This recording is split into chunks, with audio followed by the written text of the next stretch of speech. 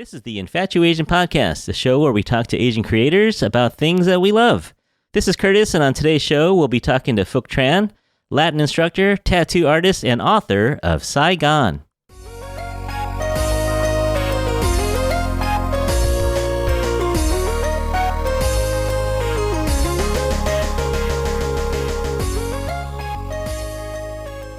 Hey everyone, how's it going? Welcome back to the pod.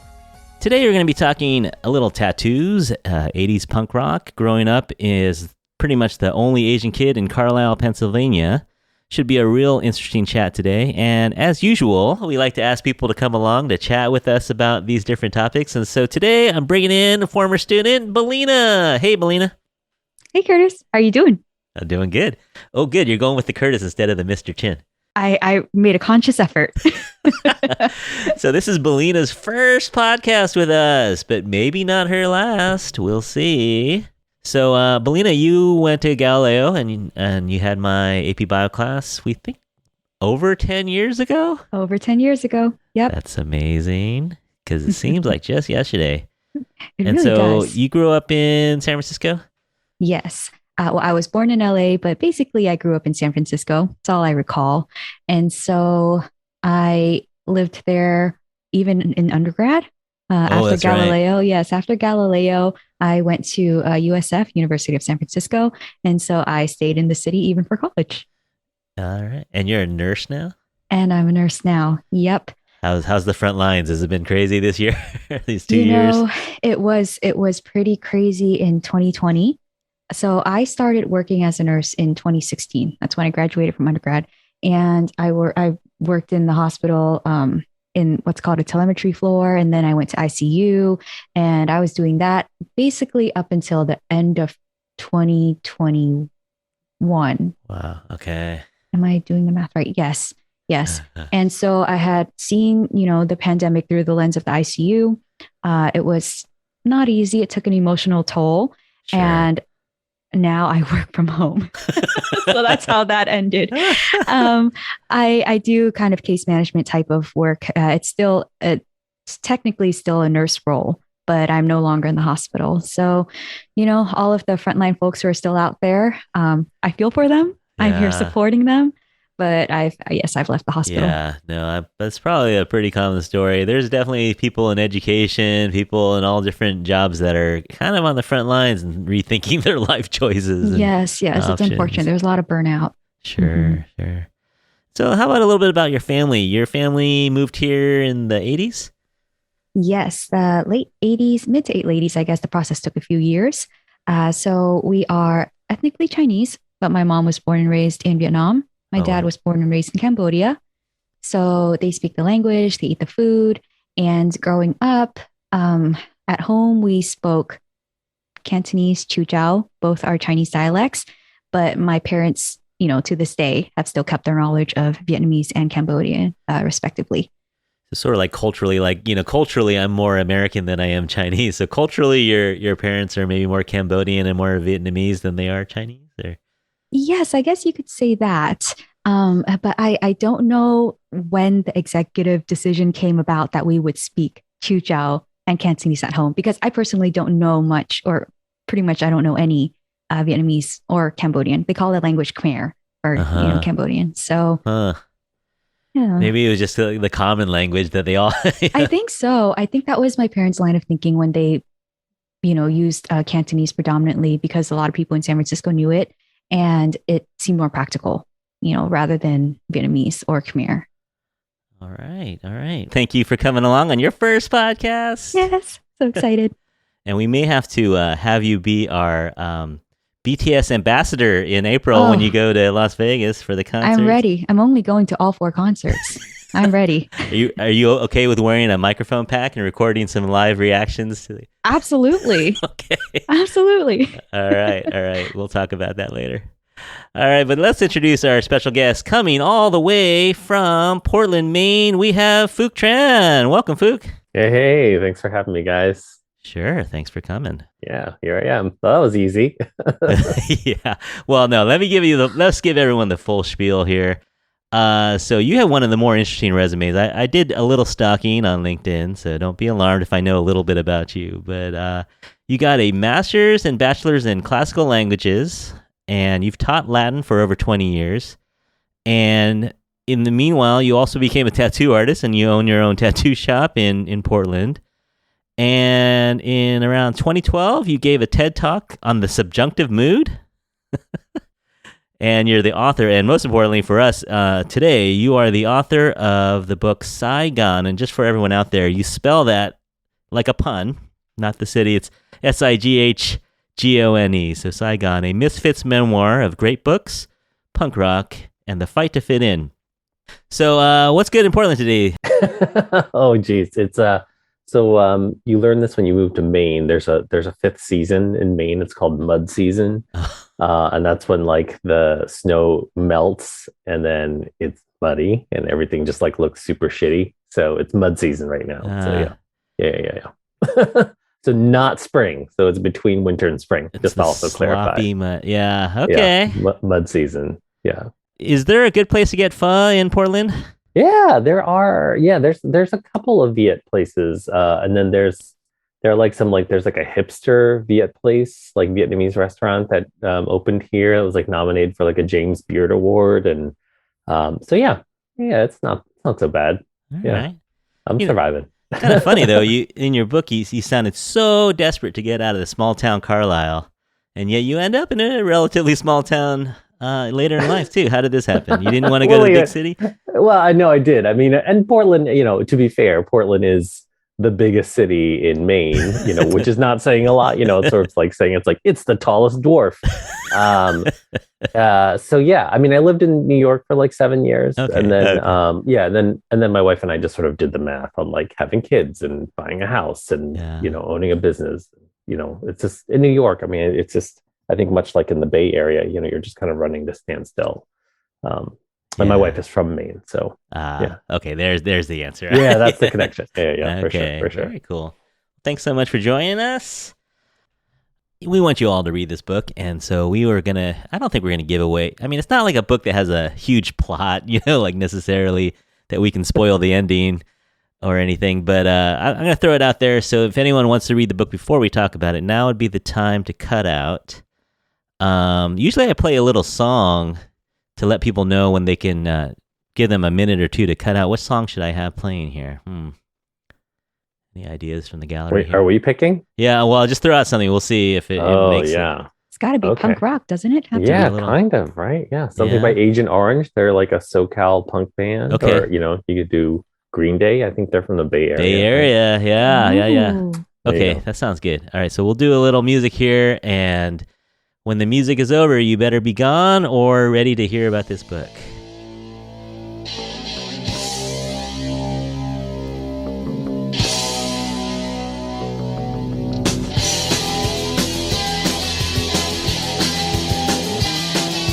Sometimes I think of old friends, but they all seem the same. Then I see them and they can't remember my name. I guess I'm just like them, I guess I'm just a bore. I can hate them, but I've never done that before. I got lots of good friends, I don't want any more. So, Phuc, why don't you talk us through the genesis of this book? Where did you get the idea or the desire? How did this all come about? Sure. For like my whole life, I like really didn't talk about like my personal story at all. Like it just seemed too weird, like especially like growing up in my town, in the 70s and the 80s, like there was like such a emphasis on assimilation and fitting in. And so I was like, I'm definitely not going to talk about like being, having a refugee family and the refugee experience. And certainly my parents, sort of like bought into that sort of 70s and 80s ethos of like assimilating into American culture, right? This was sort of like prior to that, like diversify and like celebrate diversity kind of a, mindset in American culture. And so in 2012, that was like really like the first time when I gave that TEDx talk. That was the first time that I really talked about my experience publicly in a big way.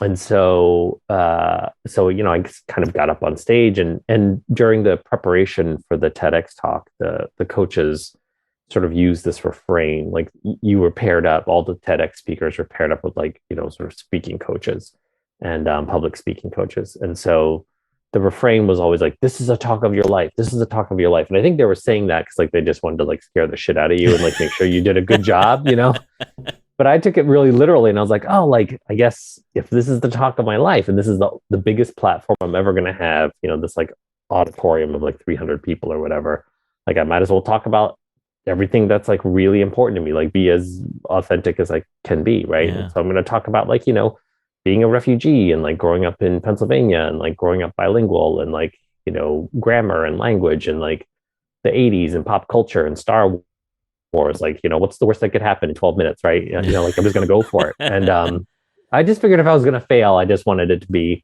a spectacular failure. And but the feedback I got for the talk was really nice and really super positive. And so after that, I started doing these like live storytelling gigs in Portland and further afield, very similar to like the Moth Radio Hour, but they were locally organized. And so like once or twice a year between like 2012 and 2016, I'd get up on stage and I would write a story. It was like a 7-minute story, and then I would, memorize it or learn it, like the script that I'd written, and then get up on stage and perform it. And they were always like true stories. And after every time I did it, I would get like a lot of really great feedback. And so that really, for me, planted the seed of like, oh, I guess like I have a story that people want to hear, like the story that like I just thought was like so weird. And so in my brain, I was like, oh yeah, maybe I'll write a book like when I'm like 80 and like my hands are shot and like nothing, my body's totally broken. I have like 2 fingers and I can just like bang that thing out. But then in 2016, an agent, like a New York City literary agent, approached me. She just like cold called me because she had seen the TEDx talk, and she was just like, hey, I'm this agent in New York City. Like I saw your TED talk. Like it seems like you have an interesting story and an interesting way to tell it. Like, do you want to like write a book maybe? And I was like, I don't know. Like I'm really busy, but that was really how it started. Yeah. That's like the kind of short version. Yeah. Yeah. So let's get into the story a little bit. So 1975, the fall of Saigon. Do you remember much about that time, or the gaps had to be filled in by relatives? Yeah, no, I don't. My first memories are from being in the U.S. So when we left Saigon, I was 1.5, maybe. Like I was the only grandchild on my mother's side of the family. So yeah, like are we doing this? Am I telling the story? Well, yeah, I don't know. Let's see. Spoiler alert. Spoiler alert. I live. No, I think we are. Yeah, no, I think we are for sure. Like you had to leave. You felt like your grandparents worked for the government. Is that what I read? Yeah, they worked for the U.S. Embassy, and so like in April of 75, like when like the shit was hitting the fan, like they got they got like visas or whatever it is that you need to get your family out, and so they got so my grandmother got her immediate family, like her husband, her kids, me, like the lone grandkid, and my great grandmother, my bako. And now that I think about like how tough it was that like basically to my dad's side of the family, she's like, good luck, sorry, I got 12 tickets, I'm sorry, That's I only have these tickets to BTS. No more. Womp womp. Yeah, it's brutal, it's so brutal. But yeah, so there were like 13 of us or however many, and so we were the ones who like got to leave Vietnam when like it all went down, and my dad's side of the family eventually escaped later. But yeah. Yeah, and you tell the story that because you were just kind of a fussy kid, you might have saved your whole family by getting kicked off a bus for crying too much. Yeah, it was wild. Like, so, like we were like at the, air. I mean, this is a story that like I didn't remember it, but like everybody told, like, sure. I mean, it was the story that like I knew because like everyone told the story so much, that, we were at the airfield waiting to get on a bus, and like, so like just hordes of people, and these buses would pull up and people would get on, and then they would take off, and then we're like waiting in line, and finally it's like our turn, and we like get on the bus, and I guess I throw a tantrum or I start crying, like so much that like my grandmother's like, ugh, like, all right, everyone, get off the bus. This, sucks. Which I think now, like, I'm just like, man, like, how bad of a tantrum must it have been to like make like you're on the bus to take you to the airfield to get you the hell out of Vietnam, and like it must have been like the tantrum of all I have no idea. Like, but anyway, like for whatever reason, my grandmother's like, this is ridiculous. Like we're gonna like ruin this bus trip for these poor people, right? I'm like, I don't know. So she made us all 13 of us get off the bus. We let the other people in line behind us get on the bus. And like it pulls away, and like literally like 20 feet away, it gets hit by a rocket. It blows up. Everyone on the bus dies. Man. And then we're like, oh, that was lucky. And then another bus pulls up, and then we got on that bus and then took off. It was just like, So, yeah. Can you imagine? Like, you're a dad. I'm a dad. Bellina, you're not a parent yet, but you can imagine. But your parents might have told you stories. Mm-hmm. What? Oh man, I just trying to imagine packing up. Your parents were young too. Were they? They're early 20s. Yeah, 25. And your dad's a lawyer, and had aspirations of going into politics. And then he has to leave all that behind. And I think you mentioned that they had boiled it down to a box of photos and a handheld suitcase, and that's about all they could bring with them. And can you imagine as a dad, like making that kind of decision? And well, I guess it wasn't that much of a decision, but just that kind of experience of uprooting your family with a relatively young child and going to another country. Yeah, I mean, I don't think. Yeah, I mean, like you said, I think there wasn't. I mean, the choice was like stay and die or leave. And I mean, at least they're leaving under the auspices of like the government. I think, as opposed to just like fleeing, like fleeing to some country illegally, like like what's happening with like Syria or like Yemen or any number of other places. But I think Syria in particular. I mean, like. There are Syrian refugees who are just like paying pirates to like put them on a boat and try to get them to Greece and all kinds of like crazy stuff like that. That's brutal. Yeah.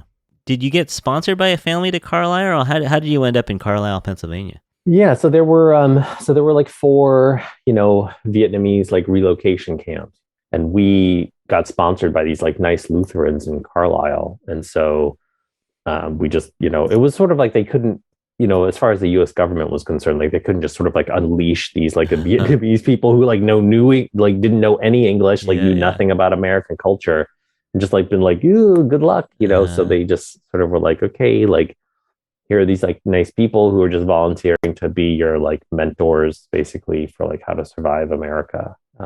Yeah. So let's talk a little Carlisle, Pennsylvania. Oh boy. Okay. So you end up in Carlisle, and how would you describe it? It's rural? Yeah. I mean, it wasn't. Yeah, it was like I think at that time it was maybe like 17. I tried to do research as much as I could. I think it was like about 17,000 people, 93% white, maybe 95% white. So there were like black people in our town. There lived all in mostly in one neighborhood. And then there were like a handful of Asian people, like mostly professionals. And then we were like the only Vietnamese people in the town, which was like pretty wild. Yeah. And that was part of like, there was like a federal government policy designed to do that. It was called the Refugee Dispersion Policy. Like you can Google it later if you want. But basically the US government, when they were resettling those 130,000 Vietnamese people in 1975, what they didn't want was they specifically were like, well, we don't want all these people to just form a giant ethnic enclave and then never learn English. They're like, we don't want little Saigon, even though that's eventually what happens, right? Yeah. So they were like, what do we do? They're like, okay, the plan is to like have them all live as far apart from each other as possible. That way that will like accelerate like, language acquisition and acculturation and all that stuff. Yeah. So that's why we ended up in Carlisle as like the lone Vietnamese family. Yeah. Let's talk about your family for a second. So your dad studied to be a lawyer in Vietnam, so pretty high up there, and thought about being a politician, and then has to leave all that. And what does he end up doing in Carlisle? Driving a cement truck? Or? Yeah, his first job was driving a cement mixer, and then he eventually got a job working in the tire factory. It was like one of the biggest employers in the town. that was, was sort of low barrier. Like my dad got his GED, and then, he learned English, and then he got his GED, and then he got a job at the tire factory, and that's where he worked until they left Carlisle in the late 90s. So 20 years. And he's a major kind of I don't want to call him a character because he's not a character. He's a person. He's a character. Yeah, no. In the book, he is a character. Yeah. Yeah, but he's definitely central to your story. Have you come to terms a little bit with his? For us as readers, it's probably pretty easy to judge and pretty easy to say, "Man, that guy's terrible the way he treated you." But as you've grown and learned about his experience and your experience, where are you at with the way he raised you? Where are you at with his flaws, I guess? Yeah, for sure. I mean, again, like shout out to therapy, like I can't stress that enough. Like I wish I'd gone to therapy sooner, but I guess, better late than never, and I think that was like a huge breakthrough for me.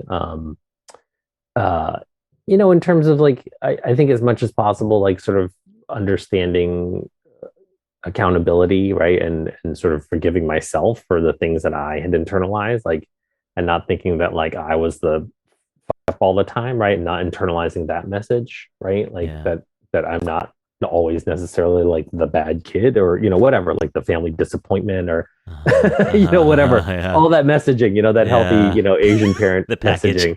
Yeah. But I think, I have as good of a relationship with my dad as I can. I think like a big takeaway for me or a big breakthrough for me is like that I just have to accept my dad for who he is. Like I can't want him to be a person he can't be, right? That's ultimately like really just leads to disappointment and is really selfish of me to like, I just have to meet him where he is. And if I can accept that, great, we can have the relationship that he's ready to give me. And if I can't, then, we don't have that relationship. But I think that I think like I can hold two contradictory things in my mind at the same time, right? That like my parents sacrificed a lot, are incredibly resilient, are incredibly strong, like suffered more than they can probably ever put into words. Right. And they were also really deficient and abusive and could have been better parents also, right? Like I think, like I think about like raising my kids and it's like, Bellina, like I think it's like, sorry, but it's like, it is both like, I think simultaneously like the easiest and the hardest thing to do, and the easiest thing is like, make sure your kid feels loved, make sure they feel safe. Right. And like, don't beat them. Like, like I mean, like, so I think like there are some things that like, I think, like I wish that like my dad had the sort of wherewithal or like sort of the understanding to at some point in his life be like, am I doing the right thing? Like, is this really helping my kid? I don't, but I think it's just like, I'm asking him to do something that like, I think culturally he was just not able to do, right? Like, especially in like a Confucian household where it's just like kids are obedient, right? They, respect and obey their parents. They don't talk back. They're not really, they're just sort of like accoutrements as it were. So I think some of that tension and tragedy comes just from being bicultural, right? That like I'm holding my parents to standards that they don't even know they're being held to, and vice versa. Like the same thing is happening to me. So I think it's just it's a byproduct of sort of like that first and then 1.5 generation. Where like I'm just like, you guys don't even understand me, and they're like, what, bitch? Like we put food on the table. Like what do you expect? What more do you want? Yeah, exactly. Yeah. I mean, I get it as a dad. I've never smacked my kid or anything, but I've gotten to that point where I'm raging out. Something inside of me is so upset that they're not listening, or I didn't raise you to talk to me like that. That feeling, right? And I'm not excusing hitting a kid or tearing up their room or anything like that, but I can get the rage. I can understand the rage a little bit, and we all know that he went through a lot, right? And yeah, for sure. In the afterword of your book, you mentioned, you just put it like you did the best you could. Definitely. Yeah, I can acknowledge that. That they definitely did the best that they could. And also, like sometimes they could have done better, right?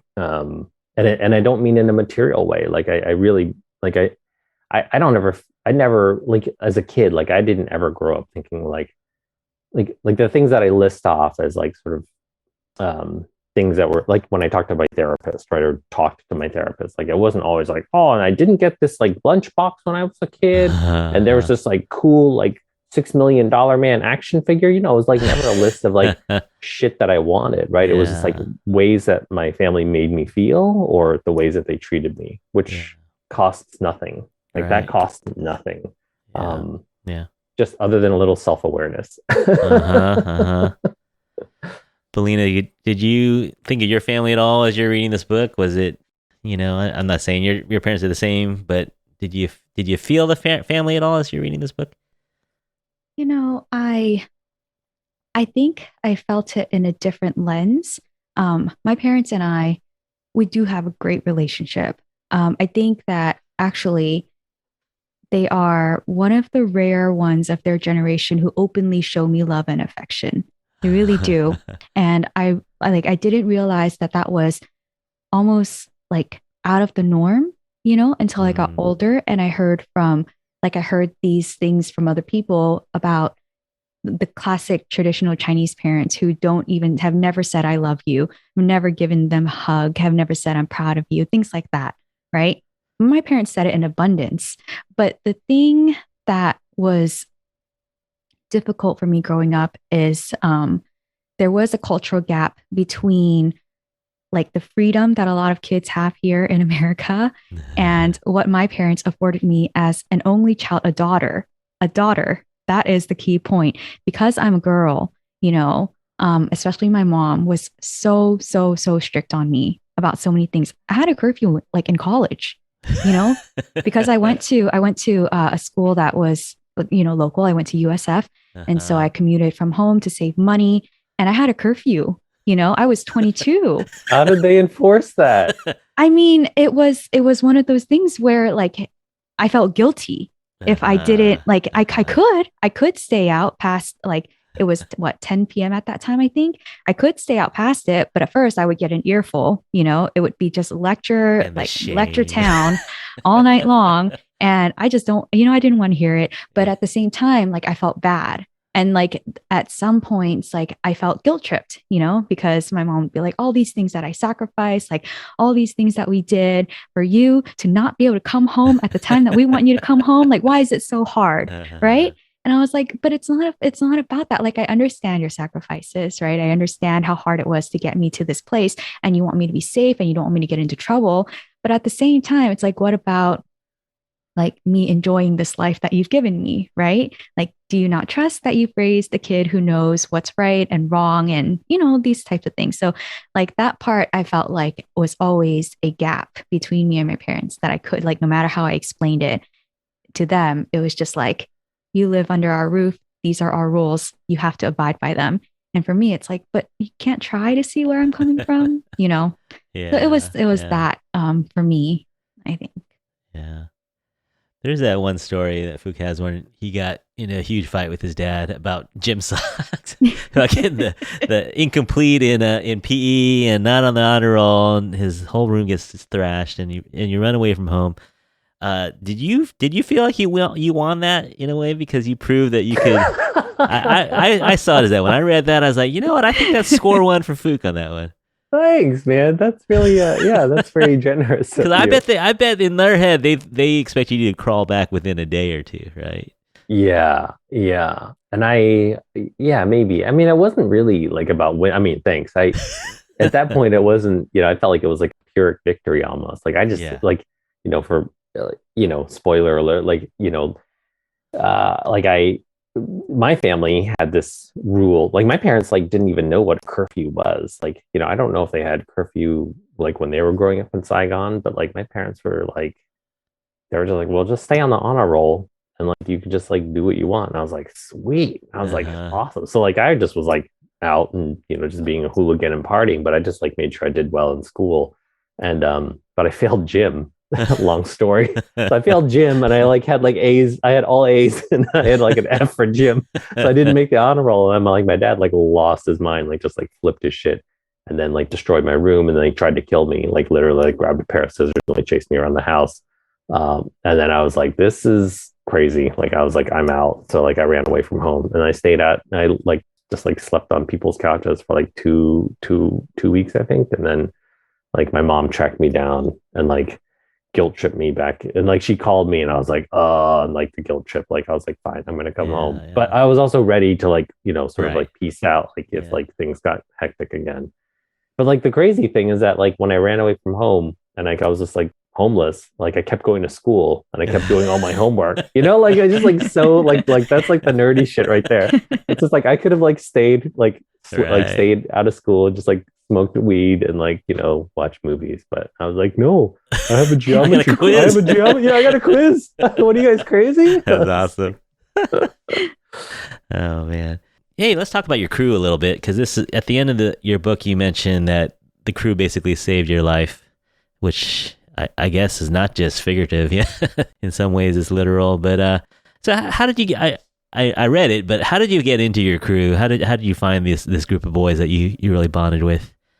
Yeah, I mean, it was like 1987, and like there weren't that many kids. Like it actually was 86. There weren't that many kids who like were skateboarding, and I just happened to like have bought like a used skateboard from like my neighbor, and so like some kid was like, hey, you have a skateboard? I have a skateboard. And I was like, all right, cool, you know, and like that was really it.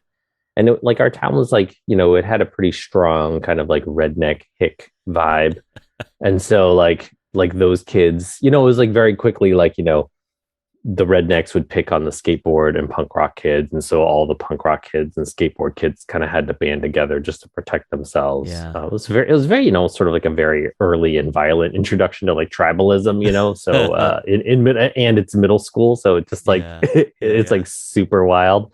So that's how I met them, and then we just kind of like and actually it was 8th grade, and like, you know, like up to that point, like anytime I got bullied or like got into a fist fight, it was just like always me versus like another kid. And like I remember like that first in 8th grade, like these like rednecks like sort of cornered me in like the locker area, and one of my friends who was like a skateboard kid like had my back. And I was like, what? I was like, who does that? Like, you know, and that was like the first time that like anybody ever stood up for me who like didn't sort of have like a, you know, sort of like a dog in the fight. And I was like, oh, this is, I mean, just like sure, like the sheer sort of pragmatism of it. I was like, okay, I guess if I hang with these guys, like I'll be safer or safe-ish, you know? Yeah. So, yeah. That was a really cool moment where it's like, because as a reader, we're reading this kid and we're like, man, this kid has no hope. It's going to be a long road for this kid. And then if a couple kids have your back, that's pretty cool. And we'll read more about that as we go on. And so you bond over music and skateboarding and hooliganism. Yeah, so much hooliganism. You'll be small town PA, right? Like, what are you gonna do? You'll be happy to know that skateboarding and hooliganism is still alive and well here in San Francisco. Oh no, they're still the ones causing the trouble. Oh, that's good. But and yet all this time you're keeping up really stellar grades while you're doing this. I didn't want to curfew. So at what point, I think it was, I forget the name of the boy, but there's one boy whose brother goes to NYU in your crew, and it seems like a little light bulb goes on in your head where you're like, hey, you can get out of this town by doing well in school, or when did you realize you were smart? It was that when I had that conversation with that kid. You have to forgive me, like I gave everybody like fake names in my book, so I think his name is Philip in the book. But anyway, this kid Philip, this one day, like we were all going to go skateboarding, and we were like, hey, you want to go out? And he's like, no, I'm going to stay home and do homework. And I was like, wait, what? You know? And then he like lent me this book. He's like, oh, you should read this book, like by Albert Camus, you know, like you know, The Stranger. And I was like, wait, you read books for fun? And like I had been like low key like reading books, but like just because like I needed therapy, but I didn't know that. I just was like, I was just like reading books just to like not feel sad and alone, you know. But like the idea that like you could read a book and do well in school and not, you know, like I had thought that like punk rock was about being, you know, was anti-school, but it wasn't anti-education. And like there were kids in my crew who were like really smart. They just like thought school was stupid, not being educated. Right. So that was really critical for me. And also I saw it as like my ticket out of town, right? Like I was like, oh, you can go to college, you know, like, all right. Like, and that's part of why like I kept going to high school, even though I had run away from home for a minute. Mm-hmm. Because like my other friends were just either staying in town, getting jobs and just like, you know, being sort of delinquents, or they would join the military. Like a bunch of them joined the military to get out of Carlisle too. Yeah. And so you working at the library and you see a copy of Vitamin, or how do you say it? Fatimans? Yeah, Fadiman, yeah, Clifton Fadiman's Lifetime reading. Fatimans, yeah, lifetime reading list, and you buy it for $0.25 or 50 cents. Yeah. And you just start checking them off. You just start working your way through that list. Yeah, you know, like I just thought like at that point, you know, like I was, you know, just sort of reading whatever books I could, because like I thought, you know, I had realized that like I was getting some kind of clout, you know, or respect in the classroom because I was reading books that kids weren't reading. And I was like, this is so weird. Like, this makes no sense to me. Like, it's so, to me, it was just easy. And I know I take that for granted that like for some kids, like reading books is hard. And I make no claims that like I understood the books at all, but like at least I took the time to read it. And I was like, well, I kind of remember this. This is like the plot and there's this character. Like, I don't understand like imagery or, you know, the metaphors or symbolism or any of that, but you know, at least I was trying. And and so like I think like the kids and my teachers really were like, oh shit, like, you know, Phuc's reading books, like, damn, look at him go. And so I just kept going, you know. And then I found this book that was basically like, you know, if you're going to read books and like be a well-read person, and Clifton Fadiman says in the intro, which really struck me when I read it, because, you know, I just picked it up and I read the introductory, like whatever, 5 pages, and it was like, if you want to be an all-American girl or an all-American boy, like these are the books you need to read. And so I was like, well, okay, you know, like this is really bonkers. So like, this is a funny fact is that like I didn't know anything about him. I didn't learn this until much later, like with the dawn of the internet and all that stuff, was that Clifton Fadiman was also himself an immigrant.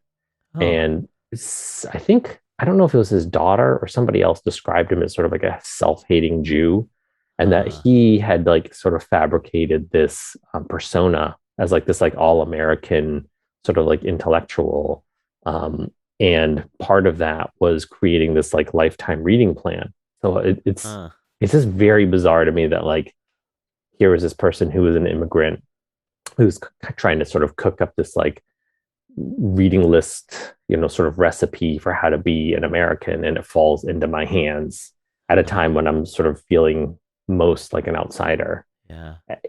And I sort of like was like, okay, like I took it very literally. And so I just sort of started reading it. I didn't read the whole list because like, you know, I was like 16, 15. So I would like read like 3 pages, and like if it was awesome, I'd keep reading. And if it was like boring or hard, I'd stop, you know. So it was very immature, but you know. Yeah. I did my best. And it sounds like you were able to bond with a bunch of your teachers, and a bunch of them saw something in you. And there's that one story of them driving you to a play. I've done that a little bit with students when I find out they're really into something. And it's like, hey, you know, why don't you try this? Or, you know, point them to another thing. Describe your teachers or your relationship with your teachers a little bit.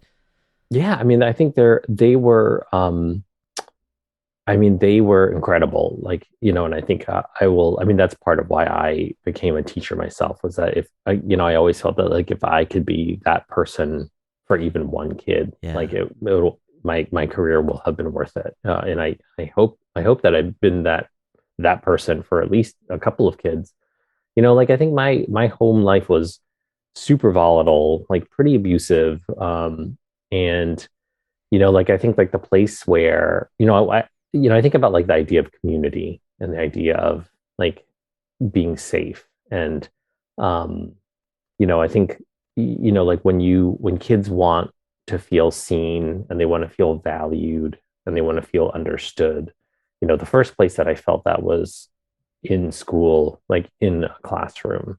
Like I definitely did not feel that way at home, you know, and like, and I tell people, I'm like, you know, the first people who beat me, like they weren't rednecks, they weren't racists, like they were my own family members, you know, and again, like, it's like, what kind of a lesson does does a young child learn when the people who are charged with their care are also the people who like beat the shit out of them? Like, you know, that's a tough message. Yeah. It is a really tough message, you know, and I thought about that during the pandemic too, especially when like schools had gone remote. Like my first thought, like I turned to my wife and I'm like, you know, like when I was a kid, like school was my safe place. Like I feel terrible for kids for whom that is the case. And now like they've got to like Zoom, you know, into like their classes. There were sometimes, you know, we're on Zoom and we're asking a kid to turn their microphone on. Hey, can you turn on your microphone and give me the answer to number 5 or whatever? Kid turns on the microphone and you hear all this yelling in the background, you know, 3 siblings screaming at each other. We're like, okay, never mind, turn your mic back on. You know, go ahead and mute yourself. That was the reality for a lot of these kids. Yeah. Yeah.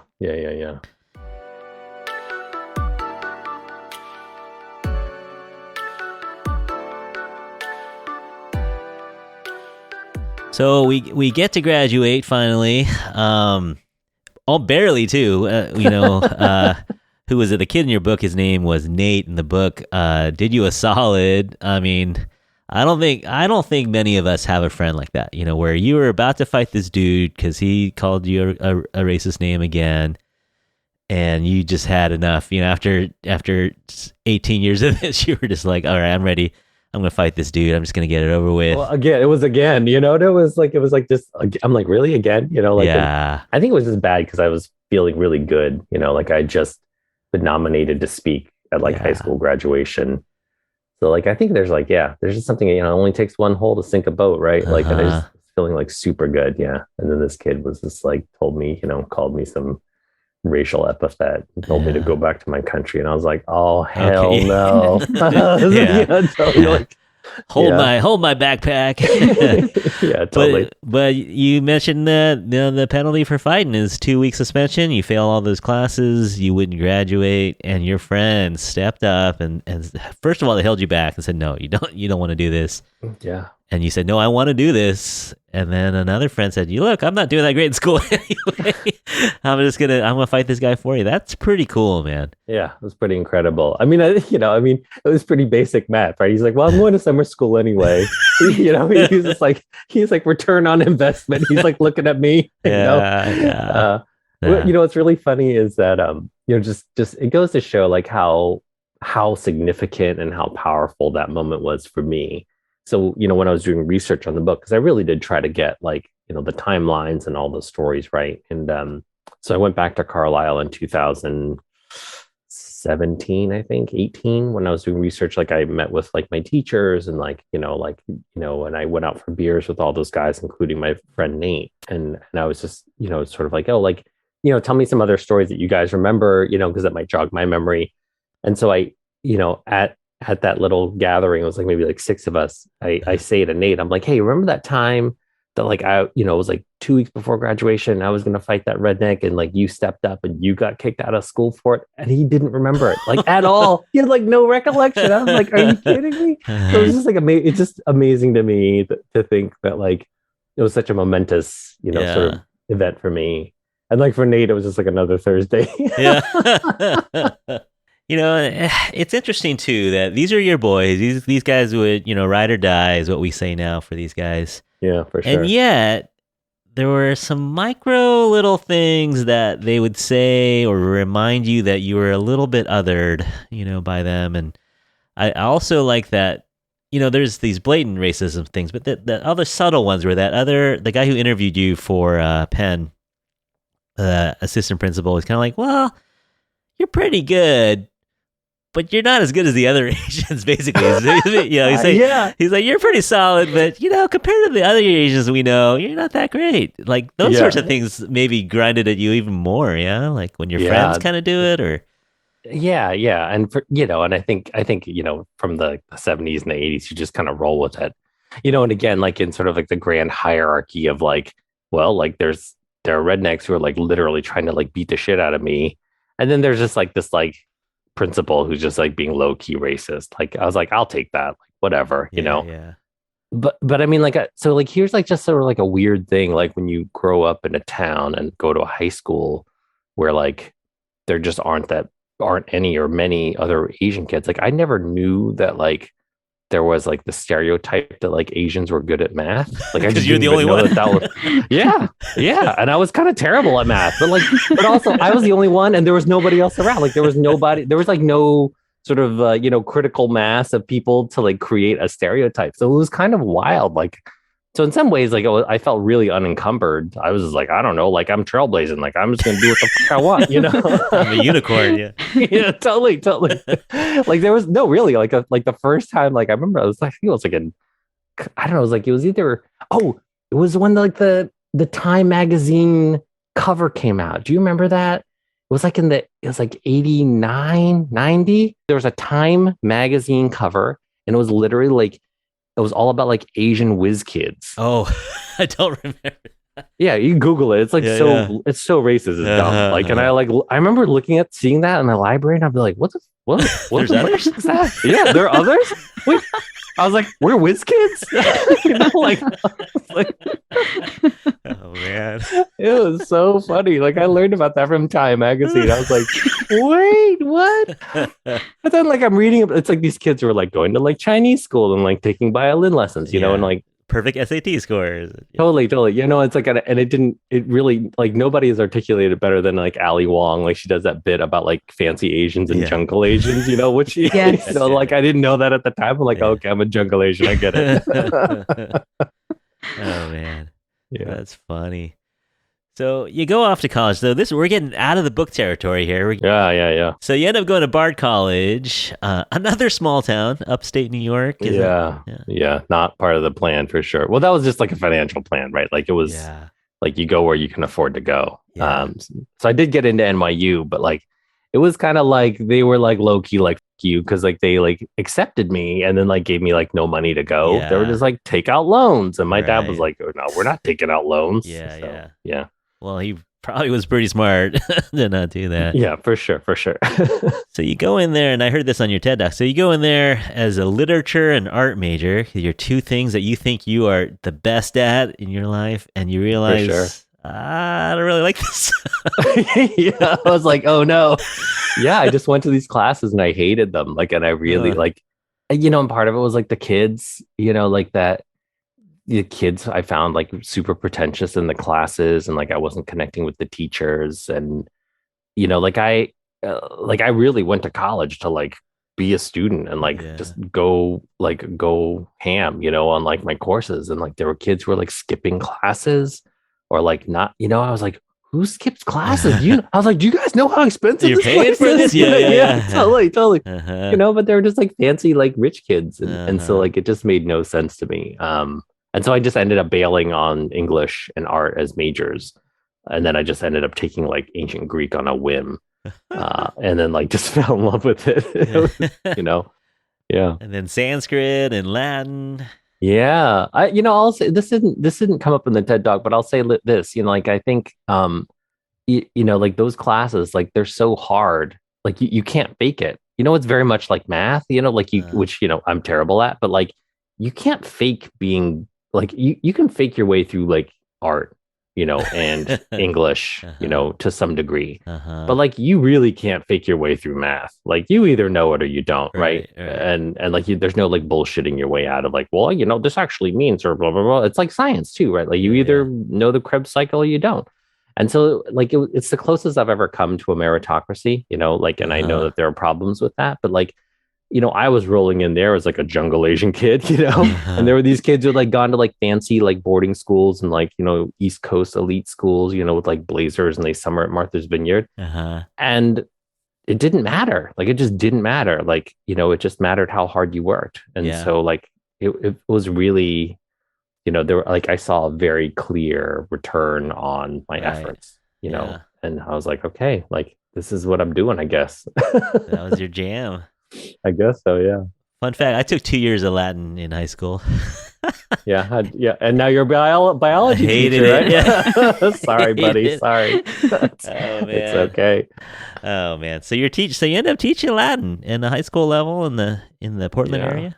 Yeah. So I taught for like 7 years in New York City, and then when we moved here to Maine, I kept teaching Latin. Yep. And then tattooing at night, because that makes sense, right? Right.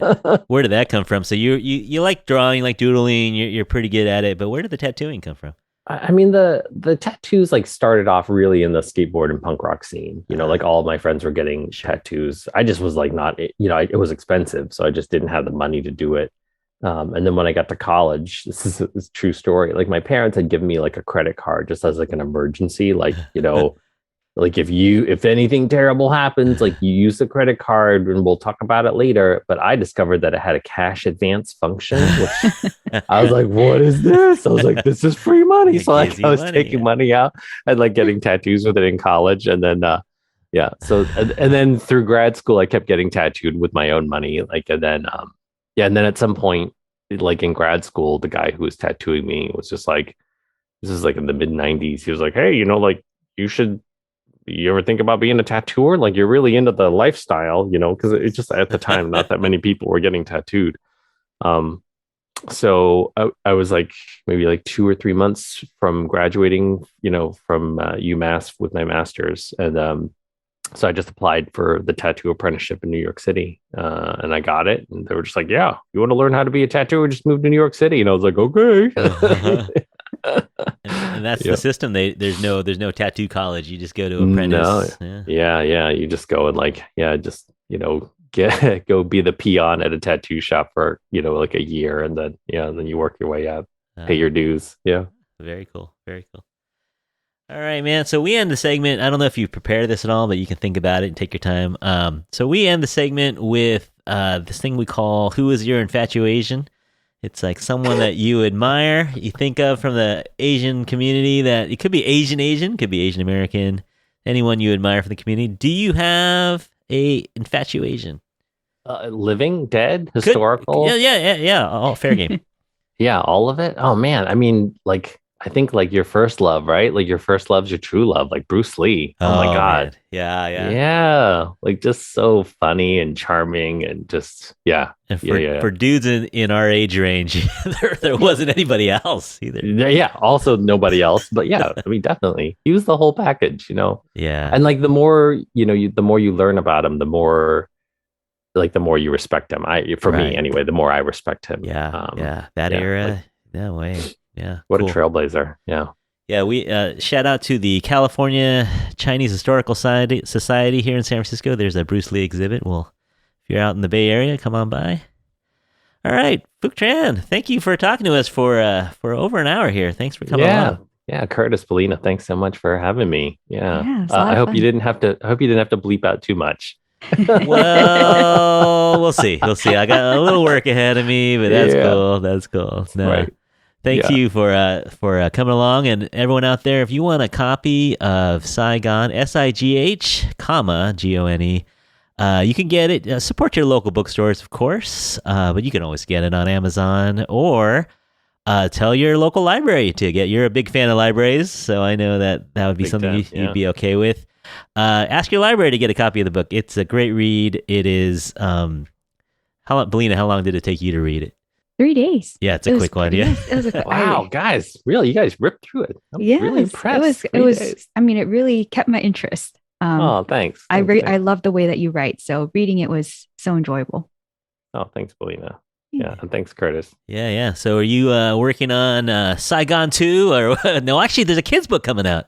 Yeah. I think I saw. Yeah, that's a long story. But yeah, I have a kid's book series that's coming out, but not until 2024. And I'm taking notes on a novel. I think like Saigon Part 2, I'm not sure if that has like the narrative tension that the first part has. Yeah. I don't know if anybody wants to read the chapter where like, the big narrative tension is like, can Phuc refinance his mortgage to take advantage of historically low interest rates? What will happen?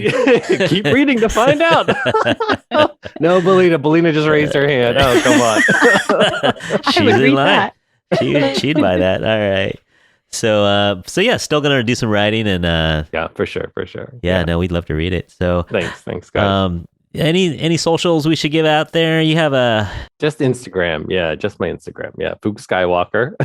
Yeah, on Instagram. We like puns around here too. So PHUC Skywalker on Instagram. Hey, Bellina, thank you for hanging out with us today. That was fun. Yeah, thanks for having me. This was awesome. I think we're going to hear you again too, so stay tuned, everyone. And everyone out there, thanks for listening. I hope you guys learned something and are going to get a copy of this book. As mentioned, or as we always mention, you can get in touch with us at infatuasianpodcast@gmail.com. And follow us on Instagram at The Infatuasian Podcast. And all these details we'll put in the show notes. If you are out there listening, we hope that you're all happy, healthy, and safe out there. Thanks again, and we'll talk to you soon. Bye. Bye. Bye. Thanks.